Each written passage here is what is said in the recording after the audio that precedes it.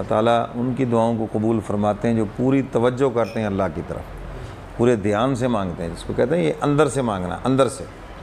ये अल्लाह ताला से जब इंसान मांगता है ना, उसको अल्लाह ताला कबूल फरमाते हैं।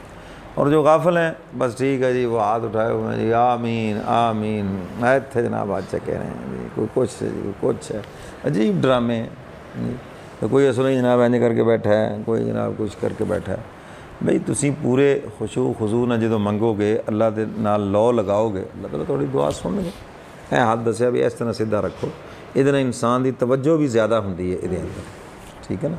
तो जिमें रूटीन ना हाथ होंगे, फिर रूटीन 'च बैठे होंगे, आवे फौजियां बैठे होंगे अखबार पढ़ते थल्लों ही, चल मक्खियां मार दे दुआ मंगते, क्यों जी पिंडा जिमें ही होंगे कि नहीं होंगे। पहले जरा 2-4 दुआवां तो मंगते हैं ना जी, ठीक करके, तो इन्नी दिन दुआ मंगो जी, चलो जी दुआ मंगो जी, हजे वो आमी दुआ मंगो जी। और 10 मिनट बाद फिर या तो उठ के जाएंगे, तो या फिर जोड़ा है ना जी थल्लों ही बस चलो जी। 30 दिन तो मैं अक्सर वेख्या अखबार हुक्के सियासत हर चीज़ अरूज तो होंगी, बस को आया तो उत्थों ही माड़ा जहा नाल ही नाल दिल च भी होंगे, मैं 30 दिन मुँह चुक के आ गया उठ के, सारा जमाना दुआ मांगे तो तुरया आंदा हुणे थे इला माशाअल्लाह, क्यों जी इवें ही है कि नहीं। कई इस इंतजार से बैठे होंगे ने, तीजा भी मुक्के चाह पानी शुरू हो फिर चलीए उत्थे, मेरा कोई तगड़ा घर हो वो फिर जाते हैं। अल्लाह नूं तो धोखा नहीं दे सकते ना, जो खादिउन अल्लाह व खादिम, अल्लाह फरमाते मैनू किसी ने की धोखा देना है, अपने आप नूं धोखा दे रहे हैं, समझ आई कि। वो फिर उदों जाणगे जी हुण चाह पानी शुरू हो गया, हुण चलो जी अफसोस करना। अफसोस थोड़ी है, दिलों के हवाल तो अल्लाह की ज़ात जानती।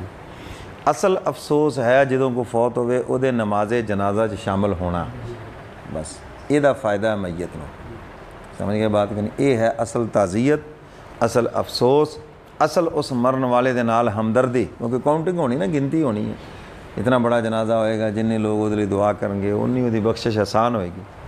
40 बंदे हद मुकर्रर फरमाई नमाज़े जनाजा च आ जान, अल्लाह ताला मैयत दी बख्शिश कर देंदे ने, हैं जी। तो असल चीज़ है उहदे नमाज़े जनाजा च शामिल होना। हाँ कोई बंदा शहरों बाहर सी, नहीं पहुँच सकता सीगा, वो है कि आवे आन के अफसोस करे। देखो ना, ये जो देखो तुसी घर च वसीयत नहीं करोगे, तुहानूं जो पता है कि तुहाड़ियां औलादां जिहड़ियां हैगियां ने उन्हां दे मुख्तलिफ रंग ने, मुख्तलिफ रूप ने, हैं जी। किसी मौका ब मौका इंसान गल कर दिंदा है कि भाई मेरा जनाजा फलाने को पढ़ाया जाए, इस मसलक दे आलम दीन को पढ़ाया जाए, और किसी को ना पढ़वाया, समझ आई कि नहीं। इंसान जिन्हों मरना याद होंदा है वो इन्हां चीज़ों ते नज़र रखता है। हुण साडे हज़रत साहब सी बीमार, साल कई साल तो सी, मगर जी अपनी वसीयत लिखी सी, मेरा नाम लिखा सी, मेरा जनाजा वो पढ़ाण। हालांकि मैं उम्र च सारे नालों मेरे तो बड़े बड़े हज़रत दे खुलफा से, उन्होंने अपना बेटा आलम दीन है, हैं जी।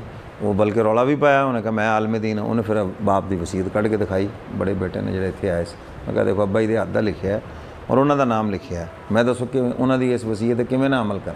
ये है जिन्हों एहसास, समझ आई ना बात। जो एहसास नहीं है तो फिर वो असलीयत नूं अल्लाह जाहिर कर देंगे कि असल यही सीगा।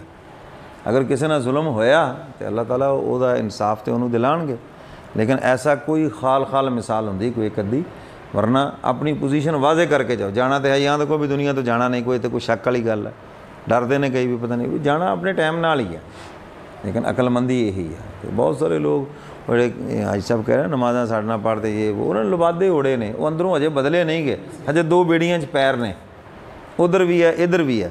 तो इस वास्ते उन्होंने इस चीज़ की परवाह नहीं।